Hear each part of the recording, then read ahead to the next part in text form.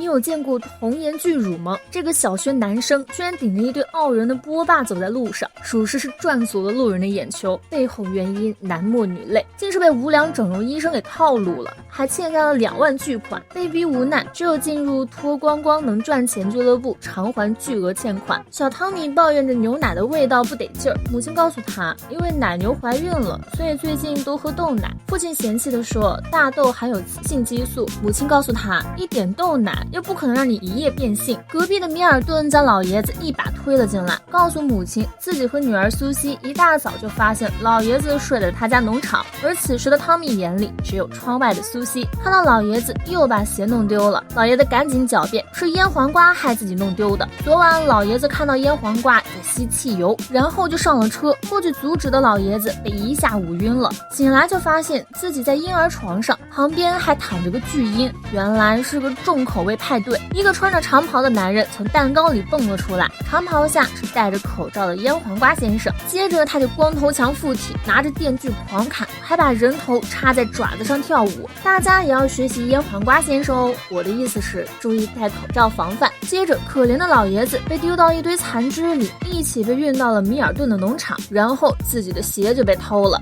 显然母亲是一点儿也不相信自己老爸说的话。此时汤米问了父亲一个灵魂问题，坠入爱河时你会怎么做？父亲告诉他，当你真的爱上了一个人，那就告诉他你的感受。汤米悟了，现在自己就要去告诉苏西自己爱他。骑上腌黄瓜，小汤米来到了苏西的农场。汤米和苏西在自我介绍时，腌黄瓜看到了一旁的山羊堆，跑过去展示了一下权威。听到汤米说喜欢自己时，苏西告诉他自己父亲又开始酗酒了，这里的一切杂事都会交给自己来做，等你有活了再来找我吧。汤米闻言叫走了一旁已经画好到5芒星法阵的腌黄瓜。本来今天高高兴兴的古德曼一上街就遇到了碰瓷的。古德曼把摔倒的旺达放回轮椅后，告诉他自己必须去上班了。旺达一听，到嘴的贵人，我能让你跑了？赶紧大呼小叫，自己被打了。无奈的古德曼只有将旺达和轮椅一起带走。小汤米逛了一圈都没有人要自己，一抬头听到马车上的朴眼在说这里有活。天真的小汤米还不知道自己不小心捡了整形的活。腌黄瓜一看，这可不得了，车内的环境可是非常之糟糕。导演甚至还以为汤米是个小女孩，一副我都懂的样子，给汤米搞了个隆胸手术，还敲诈了2万块钱。老爷子准备去帮家里的奶牛贝蒂接生，结果一看，他喵的出来的是自己的鞋，还没反应过来的贝蒂已经夹紧鞋子跑了出去。这边隆了胸的汤米波涛汹涌地走在路上，路人都看呆了，这难道就是童颜巨乳吗？伯金斯看到汤米准备打招呼，结果转过头来，差点没吓到背过气，这也太怪了。你爸妈知道你能假奶了吗？知道波涛汹涌在哪里以后，汤米径直走了过去。老板让化完妆的汤米出去迷死外面的众人，一出场可以说是艳压群芳，直接收获了一大堆票子。众人都迷上了这对大波霸，兴奋不已。汤米一个没站稳，摔到了台下一个男人身上，而此时的腌黄瓜先生却因为付不了25美元而无法进场，冤家路窄。那个35整形车又开了过来，腌黄瓜把朴眼弄晕后，靠驴的奔跑拉开了通风管道的盖子。古德曼这边是彻底被旺达给缠上了，无奈只有继续陪他看电视，毕竟自己可不想背上强奸犯的名号。汤米和刚才的男人相谈甚欢，男人似乎对汤米一见钟情。汤米告诉男人自己现在也正陷入一见钟情中。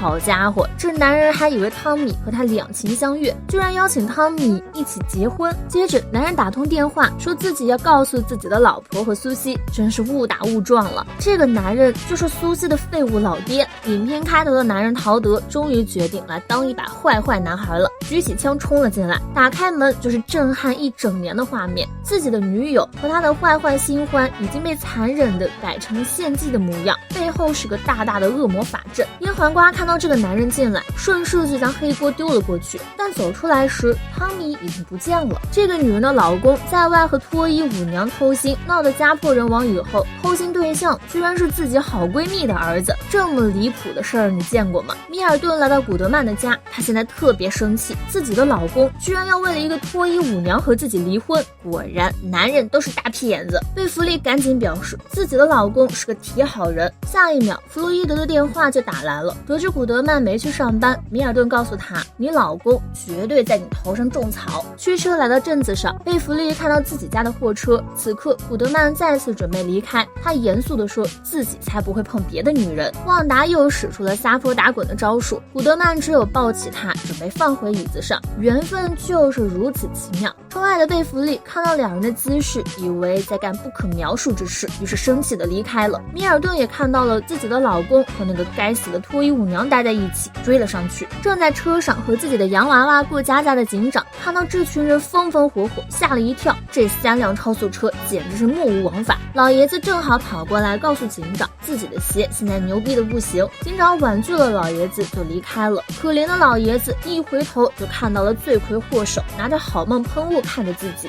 苏西哪能知道追求自己的小子转头就变成了后妈。米尔顿也赶了过来，大骂那个小碧池。贝弗利又哪能知道那个小碧池竟是自己的儿子。赶过来的古德曼看到汤米惊呆了。更可怕的是，旺达居然仅凭一个轮椅就赶上了3个超速车，场面一度十分混乱。紧随而来的警长发现自己似乎错过了一出家庭伦理大戏，伴随着苏西的一声哀叹，他家的老牛终于还是离开了。没想到吧，跟着警长来的还有贝蒂。腌黄瓜成功帮贝蒂接生，汤米将小牛递给了苏西，于是苏西开心的给了汤米一个吻。不过令众人没想到的是，下一秒老爷子也从牛逼里冲了出来，一家人其乐融融的坐在一起，吃着牛排配牛奶。老爷子表示这辈子不想再看牛逼里长啥样了，母亲更是感叹着豆奶害人不浅啊，瞧给咱孩子整的这波霸，成功的给那个朴妍搞了3对假奶，还顺手组装了一个人。通过这次接生，腌黄瓜似乎解锁了新的技能。乐于助人的腌黄瓜先生今天也替大家除掉了开低级玩笑的工人，给他来了个分头行动。小汤米今天非常激动，因为老爸要带自己去看棒球赛。老爷子又走了出来，告诉大家这只狗一直在搞分头行动，依旧还是被无视了。一家人来到棒球赛现场，古德曼让贝弗利一定要小心，不要把车撞了。结果转头他就撞到了一个酒蒙子，酒蒙子把自己的腿砍断，这样就可以一条腿藏威士忌，一条腿藏汽水了。被堵得水泄不通的贝弗利只有同意酒蒙子的车尾聚会邀请。镇上最年长的富尔顿女士是本次比赛的特邀嘉宾。尴尬的 Kiss Time 难得班班长古德曼使劲推他了一旁所有的女子，惨遭全场嘘声。该死的！老爷子看到那只疯狗又举起斧子，一脸挑衅地看着自己。老爷子赶紧冲过去准备保护他俩，谁知2个拉拉以为老爷子性别歧视。汤米伸长胳膊，希望自己可以接到界外球，虽然错过了这个球，但是下一颗球意义非凡，那将是击球手的第3万个界外球，能卖个好价钱。原本球贩子势在必得，结果因为3个人都去拉被腌黄瓜吓到跳崖的狗，汤米就这样顺利的接到了这颗球。一个界外球引发了怎样的惨案？你有接到过棒球赛里的界外球吗？这个孩子接到了那颗意义非凡的界外球，却被球贩子给掳走了。爷爷单枪匹马，帅不过3秒，立刻就被打趴了，只能眼睁睁看着孙子被拐走。贝弗利一脸嫌弃的和这个酒蒙子坐在一起听他扯皮，还没应付完，又来一群人围在了一起。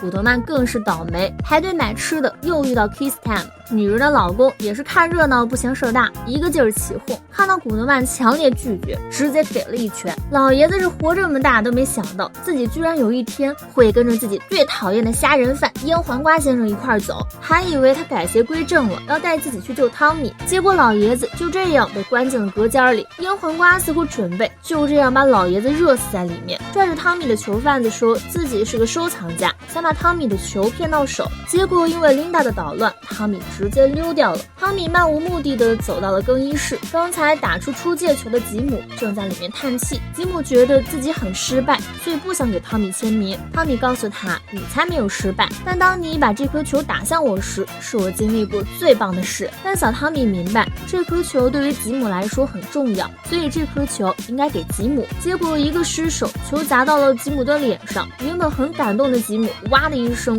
哭着跑开了。外面的停车场里，已经喝嗨了的贝弗利和大家玩得嗨的不行。贝弗利找到了独自坐在一边的酒蒙子汉克，告诉他派对真不错。汉克难过的说，快乐都是你们的，我还是无人喜欢，老光棍一条。贝弗利叫住了正从前面走过的一位女子，告诉她汉克的传奇经历，真男人砍断双腿只为藏酒 happy。没想到女子居然觉得很酷，还说自己经常用皂皂藏好吃的，接着就掏出了三明治、馅饼等等。难道这就是4次元乳沟吗？好不容易追上吉姆的汤米和他一起站在出场口，吉姆告诉汤米自己的每一个球都出界了，是个失败者。但是汤米让自己明白了，这些界外球对别人也是意义非凡，接着签下了签名，自己也将打出前所未有最完美的界外球。没想到刚拿到的球转眼就被球贩子抢走了。汤米觉得无所谓了，告诉烟黄瓜先生，咱们还是进去吧。另一边可怜的古德曼好不容易排到了自己，